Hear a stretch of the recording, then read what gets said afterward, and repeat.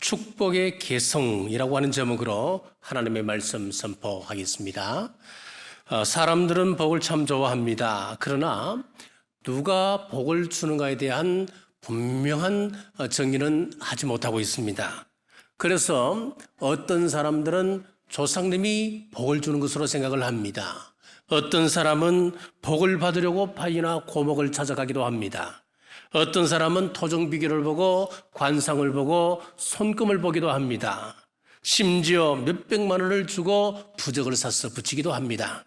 하지만 눈이 있어도 보지 못하고 귀가 있어도 듣지 못하며 코가 있어도 입이 있어도 말하지 못하는 그런 우상들이 어떻게 복을 주겠습니까? 우리에게 복을 주실 분은 오직 하나님 한 분뿐이십니다. 태양을 지으신 우리 하나님께서 햇빛에 복을 주시고 공기를 만드신 하나님이 숨을 쉬는 우리 인간들에게 복을 허락하십니다. 오늘 죽음을 앞둔 야곱이 자녀를 축복하는 그 모습을 통하여 축복의 계성 원리를 함께 나누고자 합니다. 자, 첫째, 야곱은 축복의 계성을 최우선으로 여겼습니다. 8절에서 9절 말씀입니다. 이스라엘이 요셉의 아들들을 보고 이르되 이들은 누구냐? 요셉이 그의 아버지에게 아뢰되 이는 하나님이 여기서 내게 주신 아들들이니이다. 아버지 이르되 그들을 데리고 내 앞으로 나오라. 내가 그들에게 축복하리라. 지금 야곱의 나이가 얼마냐면은 147세입니다. 130세에 애굽에 갔었으니까 17년이 흐른 어느 날이었습니다. 아버지 야곱이 죽음을 앞두고 있다고 하는 말을 듣고 요셉이 두 아들을 데리고 고센 땅으로 찾아갑니다. 요셉이 왔다고 하는 그 반가움에 아버지 야곱은 가까스로 침상에서 일어났습니다. 그리고 요셉과 요셉의 두 아들에게 축복합니다. 자, 여기서 우리는 한 가지 주목을 끄는 것이 있습니다. 아들 요셉과 아버지 야곱 두 사람의 공통된 관심사입니다. 왜 요셉이 아들들을 데리고 아버지에게 찾아갔을까요? 그리고 지금 임종을 앞두며 가쁜 숨을 몰아쉬고 있는 아버지가 이 손주들이 왔을 때 힘들게 그 자리에서 일어났겠습니까? 아버지 야곱과 아들 요셉이 생각하는 가장 좋은 유산이라고 하는 것은 하나님께서 주시는 축복이라고 하는 것을 알고 있었기 때문이었습니다.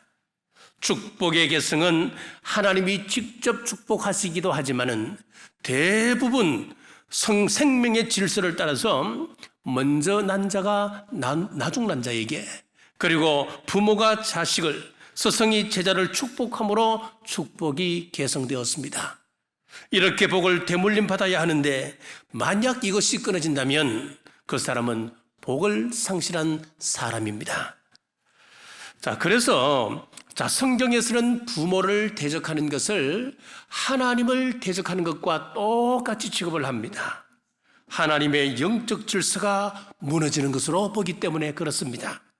히브리서 11장 20절에서 21절에 믿음으로 이삭은 장차 있을 일에 대하여 야곱과 에서에게 축복하였으며 믿음으로 야곱은 죽을 때에 요셉의 각 아들에게 축복하고 그 지팡이 머리에 의지하여 경배하였으며, 자, 영적 질서를 따라서 아버지 아브라함이 하나님으로부터 받았던 그 약속을 아들 이삭에게 전수를 하고 있고, 아들 이삭은 또 그 아들 야곱에게 전수하고, 그 아버지 야곱은 그 아들 요셉에게, 그리고 요셉의 각 아들에게 전수하여서 축복된 가문을 이어갔다고 하는 말씀입니다.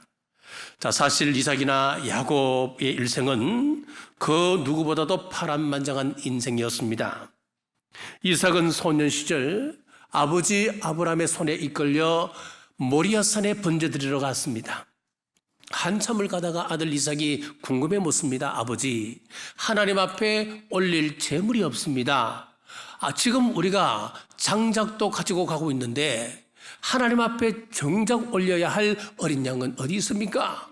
궁금해서 묻습니다. 아버지 아브라함이 아들아, 하나님께서 다 준비하셨을 것이야. 그리고 모리아산에 올라가서 하나님 앞에 재물을 태울 그 장작을 쌓아놓고 그 아들을 포박합니다. 그리고 하는 일의 이야기가 아들아, 네가 바로 하나님께서 예비한 어린 양이란다. 자, 이삭은 반응하지 아니하고 아버지에게 순복합니다. 제가 만약 히브리서 기자였다고 한다면 이 장면이 이삭의 생애 가운데 클라이막스였다, 그렇게 기록했을 것입니다. 그러나 히브리서 기자는 이 장면에 대해서는 침묵하고 있고 대신 이삭이 손을 들어 그 아들에게 축복 기도하는 모습을 단 한 줄로 기록하고 있다는 말씀이에요. 야곱의 인생도 그렇습니다. 눈먼 아버지를 속입니다. 그리고 형의 축복권을 가로채어 도망을 갑니다. 외삼촌 라반의 집에서 속고 속이는 처절한 싸움을 벌입니다. 고향으로 돌아오는 길에 야복 강가에서 하나님의 사자와 밤새 씨름합니다. 그러다 허벅지 관절이 부러진 다음에 이름을 야곱에서 이스라엘로 개명을 하게 됩니다. 얼마나 극적인 장면입니까? 자, 그리고 사랑하는 아들 요셉이 짐승에 찢겨 죽었다. 그리고 피 묻은 채색 옷을 가슴에 끌어안고 한평생 가슴을 치며 살아왔습니다. 그러다 애굽 총리의 아버지로 등장하는 인생 역전 드라마, 얼마나 감동이 있습니까? 자, 그러나 히브리서 기자는 그의 파란만장했던 그런 일대기에 대해서는 침묵하고 있고 그의 일생 가운데 가장 위대하고 영광스러운 장면으로 마지막에 그의 자녀를 축복하는 모습을 기록하고 있단 말씀이에요. 그렇습니다. 믿음의 절정은 축복하는 믿음입니다. 성도가 가진 가장 위대한 재산은 축복권입니다. 특별히 부모는 자식을 향한 축복할 권세를 가지고 있습니다. 그래서 서양속담에 보면 그 부모의 손에 하나님이 계신다라고 하는 그런 말이 있습니다. 이 손끝으로 자녀를 축복하면은 그 자녀가 복을 받게 되어 있단 말씀입니다. 이 복으로 자녀를 저주하게 되면은 그 자녀들이 저주를 받게 되어 있습니다. 자, 아브라함 링컨에게 기자가 물었습니다. 오늘의 링컨을 만든 위대한 힘이 어디 있습니까? 그 비결이 어디 있습니까? 라고 물었습니다. 그때 링컨이 내가 잠자리에 들 때나 일어날 때 내 머리에는 언제나 어머니의 손이 올려져 있었습니다. 내가 살던 통나무집 구석구석에 어머니의 축복의 기도 소리가 서며 있었고 어머니가 들려주셨던 축복의 말씀은 내가 들에서 일을 할 때나 내가 여러 번 선거에서 낙선되었을 때 그리고 상원 의원으로 대통령으로 직무할 때에 내 귓전을 떠나지 않았습니다. 오늘 나를 만든 것은 어머니의 축복, 어머니의 기도의 손이었습니다. 라고 했습니다. 여러분, 자녀의 머리에 손을 얹고 축복하십시오. 우리 자녀를 혼낼 수도 있고 또 야단칠 수도 있습니다.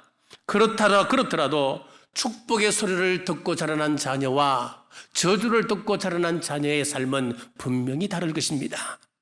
롤프 가복이 쓴 하루에 한 번 자녀를 축복하라 라고 하는 그 책에 보면은 축복에 대해서 다음과 같이 소개하고 있습니다. 부모의 손은 자녀를 축복하기 위해 모두 기름 부음을 받았다. 그러므로 축복하는 부모가 되라. 이 땅의 모든 가정은 축복이 넘치는 가정으로 만들어라. 그 이름을 위해서 너는 부모로 부름을 받았다. 하나님의 이름으로 하는 축복은 힘이 있고 은총이 넘친다. 축복은 하나님의 선하심을 흘러보내는 통로가 된다. 모든 일을 축복으로 시작하고 그 축복이 임하는 모습을 보고 인생을 즐겨라. 자녀를 칭찬하는 것은 최고의 축복이다. 나쁜 꼬리표를 떼고 좋은 이름을 붙여 축복하라. 자녀에게 말해왔던 부정적인 말의 힘을 파괴함으로써 저주를 끊고 축복을 이어가라. 그리스도자는 불신자가 읽은 유일한 성경책이다. 불신자를 축복할 기회를 찾아라. 축복을 끊는 사람이 되지 말고 바로 지금 그 자리에서 축복이 당신을 통해 흘러가겠다 결단하라. 자, 이렇게 10가지로 정리를 하고 있습니다. 만일 여러분들이 지금 인생의 마지막 순간을 만든다면 여러분들은 자녀들에게 무엇을 유산으로 물려줄 수 있겠습니까? 믿음을 유산으로 남기시길 주님의 이름으로 축복합니다. 자, 둘째, 부모의 자세입니다. 자, 첫째, 부모가 신앙의 모범을 보여야 합니다. 9절 하반절입니다. 그들을 데리고 내 앞으로 나오라. 내가 그들에게 축복하리라. 자, 원래 야곱은 이런 사람이 아니었습니다. 야곱은 굉장히 육적인 사람이었습니다. 자, 10절에서 11절입니다. 이스라엘의 눈이 나이로 말미암아 어두워서 보지 못하더라. 요셉이 두 아들을 이끌어 아버지 앞으로 나아가니 이스라엘이 그들에게 입맞추고 그들을 안고 요셉에게 이르되 내가 내 얼굴을 보리라고는 생각하지 못하였더니 하나님이 내게 내 자손까지도 보게 하셨도다. 자, 여기 보면은 이삭이 눈이 어두워 보지 못했다 그랬습니다. 자, 이 말씀에는 깊은 영적인 의미가 숨어 있습니다. 눈이 밝을 때는 자기 힘으로, 자기 지혜로, 자기 죄꾀로 살아왔습니다. 그러다 눈이 어두워졌다 말씀합니다. 무슨 이야기입니까? 더 이상 자신의 육신의 힘을 의지할 수 없는 상태가 되었다 그 말씀입니다. 자, 이는 반대로 신령한 영적인 사람이 되었다라고 하는 말과 똑같은 의미입니다. 야곱이 영적인 사람이 되니까 영적인 일을 하고 있는 것입니다. 자신의 아버지 이삭으로부터 축복 기도를 받았던 것처럼 자신도 그 아들에게 지금 손을 들어 축복하고 있는 것입니다. 사랑하는 여러분, 우리들은 자녀들의 공부와 건강에 대해서 깊은 관심을 가져야 합니다. 마땅한 일이지요. 하지만 자녀의 영혼이 하나님과의 어떤 관계를 유지하고 살아갈 것인가, 여기에 대해서는 더 큰 관심을 기울여야 한다는 사실입니다. 그러기 위해서는 부모가 신앙의 모범을 보여야 합니다. 어릴 때부터 기도하는 부모의 모습을 보고 자라난 자녀는 반드시 기도의 사람이 될 것입니다. 구제하면 자녀들이 그것을 보고 구제하는 사람으로 성장하게 됩니다. 왜냐하면 자녀들은 부모의 말을 듣는 것이 아니고 부모의 행동, 우리의 삶을 보고 그들은 배우기 때문에 그렇습니다. 자, 어떤 집사님이 갑자기 급한 일이 생겼습니다. 두 아들을 누군가에게 맡겨야 되는데 마땅치가 않는 거예요. 그래서 급한 마음에 사람을 찾지 못하고 교회 목사님 가정에 두 아들을 잠시 맡기게 되었습니다. 그날 저녁 목사님과 이 아이들이 함께 식사를 하게 되었습니다. 목사님이 말합니다. 식사 기도는 동생이 하거라. 네가 하나님 앞에 하는 기도대로 하나님께서 우리에게 복을 주실 거야. 그런데 5살 먹은 이 동생이 기도하지 않고 머뭇거리기만 하는 겁니다. 목사님이 재차 말씀합니다. 어서 기도하거라. 너 어머니가 항상 기도하는 기도 소리가 있을 것 아니냐. 그러니 이 아이가 큰 소리로 이렇게 기도하는 거예요. 돼지 새끼들아, 조용히 밥 먹어. 옷 더럽히지 말고. 그러고 기도를 마치는 거예요. 자, 여러분, 자녀는 부모를 본받고 자라간다고 하는 이야기입니다, 여러분. 자, 둘째, 자신이 체험한 하나님을 자녀들에게 말해줄 수 있어야 합니다. 15절입니다. 그가 요셉을 위하여 축복하여 이르되 내 조부 아브라함과 아버지 이삭이 섬기던 하나님, 나의 출생으로부터 지금까지 나를 기르신 하나님. 지금까지 야곱이 얼마나 험난한 인생을 살아왔습니까? 브엘세바에서 밧단 아람으로 도망을 갔습니다. 우여곡절 끝에 20년 종처럼 생활하다가 탈출하였습니다. 가나안 땅에 돌아왔습니다. 겁심한 가뭄으로 인하여 다시 애굽으로 내려가기까지 하나님께서 자기 생애의 목자가 되셔서 인도해 주셨다고 하는 것을 지금 손자들에게 간증하고 있는 것입니다.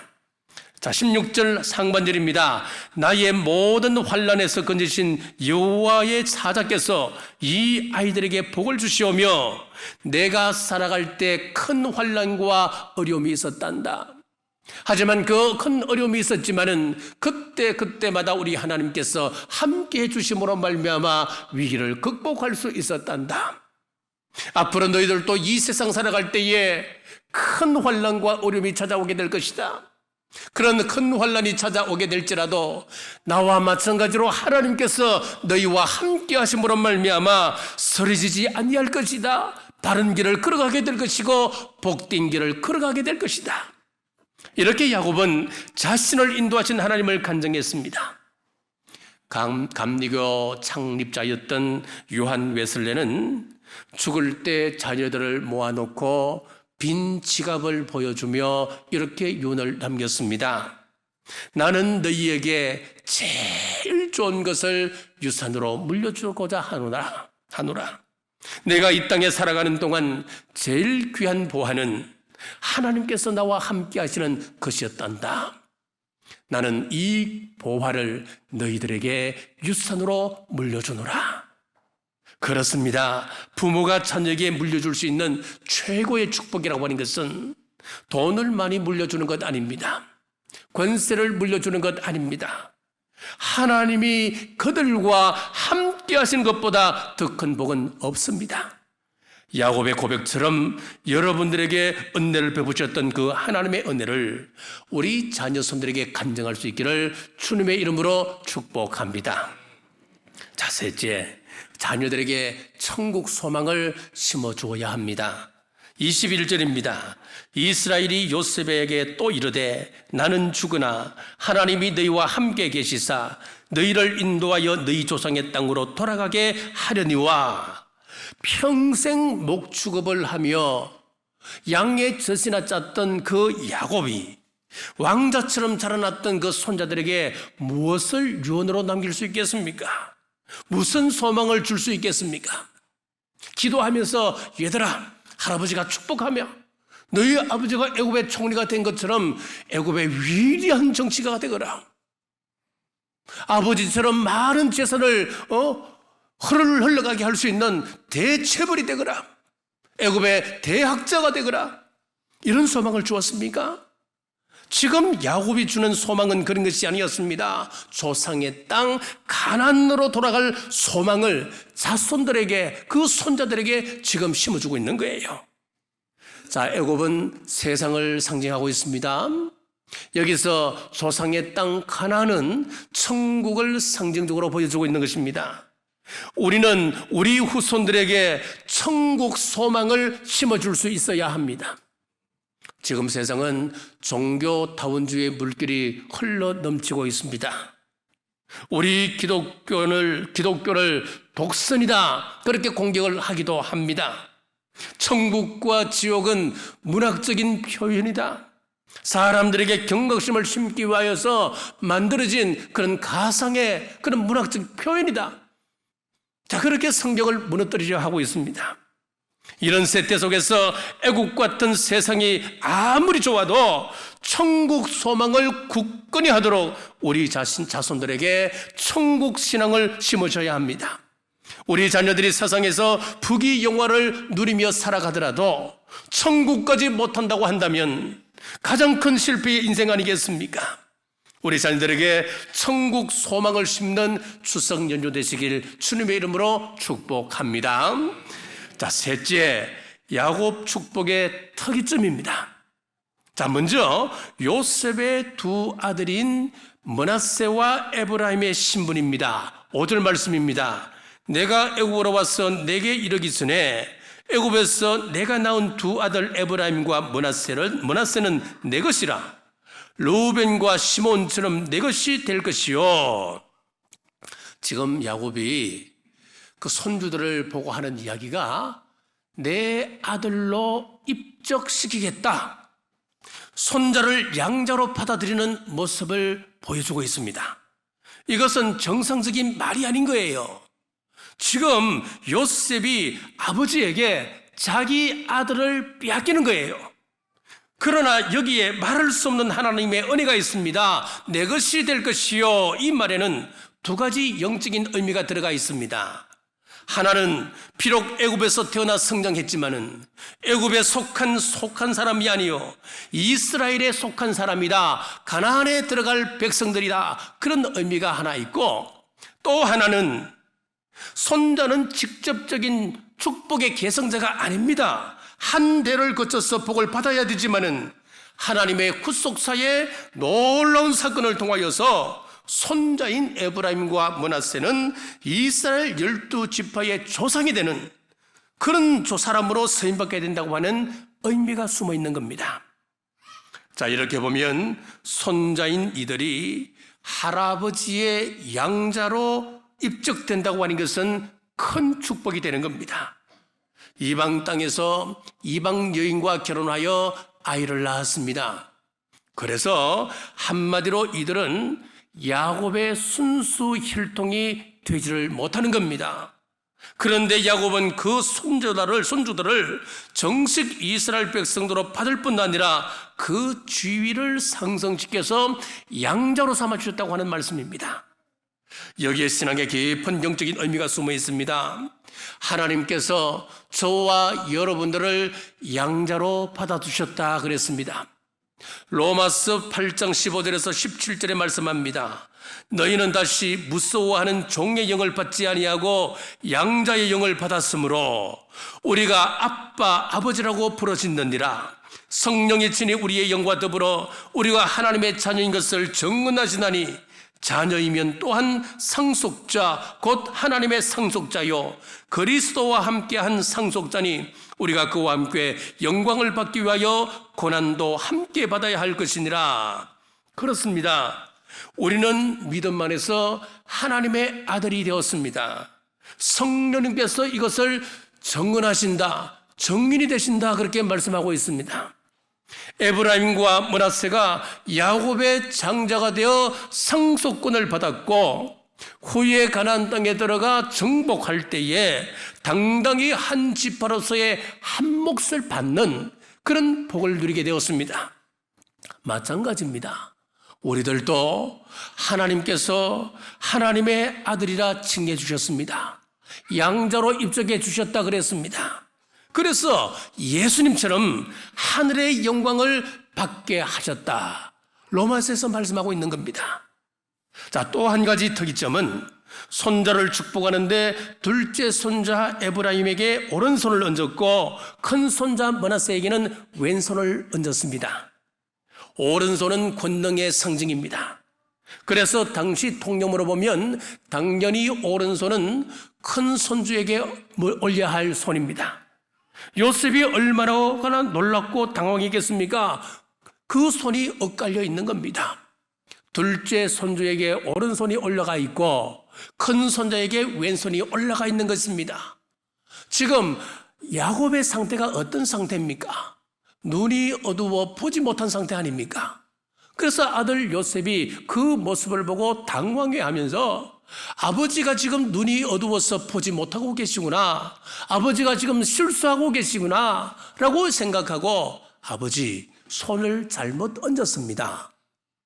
손을 바꾸시지요. 자, 17절에서 18절입니다.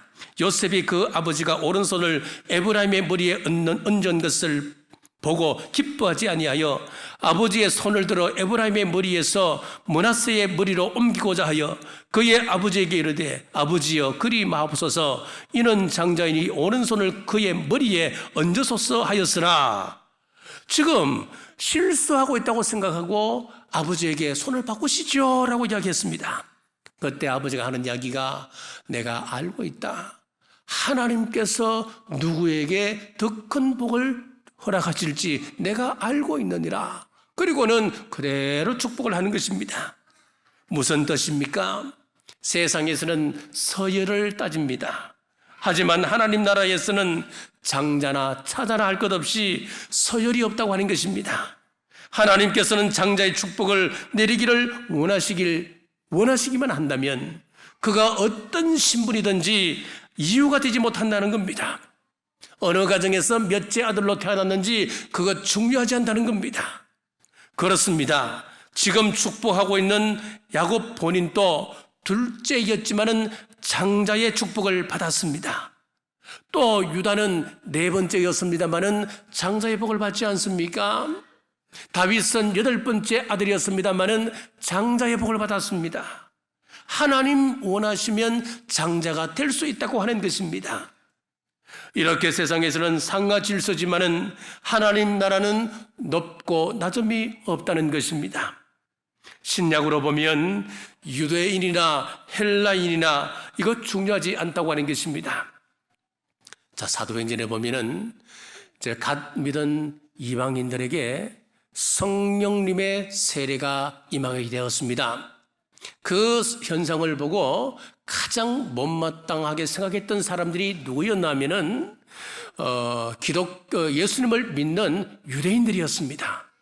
그래서 유대인 크리스찬들이 주장하기를 자기들은 뭔가 독특하고 특별한 그런 대접을 받기를 원했던 것 같습니다. 그래서 하는 이야기가, 자, 기독교인이 되려고 하면은 먼저 할례부터 받고 난 다음에 예수님을 믿어야 온전한 구원에 이룰 수 있다. 자, 그렇게 주장을 하는 겁니다. 얼마나 오만한 생각입니까? 사랑하는 여러분, 교회 안에서 상하 관계를 만들지 마십시오. 교회에서는 높고 낮음이 없습니다.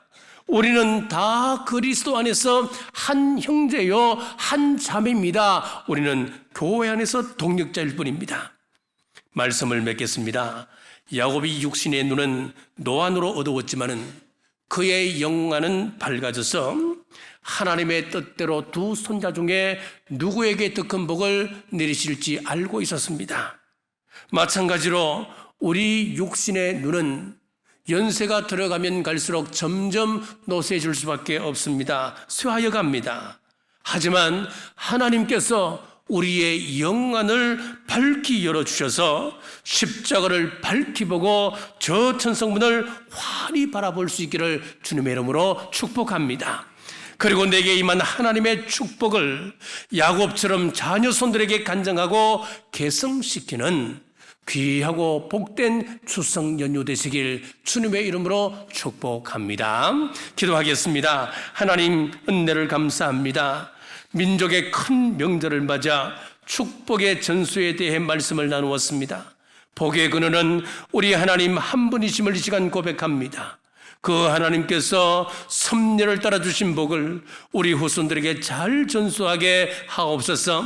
그리하여 우리 믿음의 가문들이 말씀 위에 더욱 든든히 서가며 야곱이 가난 신앙을 그 후손들에게 심었던 것처럼 우리도 우리 자녀손들에게 천국을 심고 우리 주님 오실 때 천국 가게 하여 주옵소서.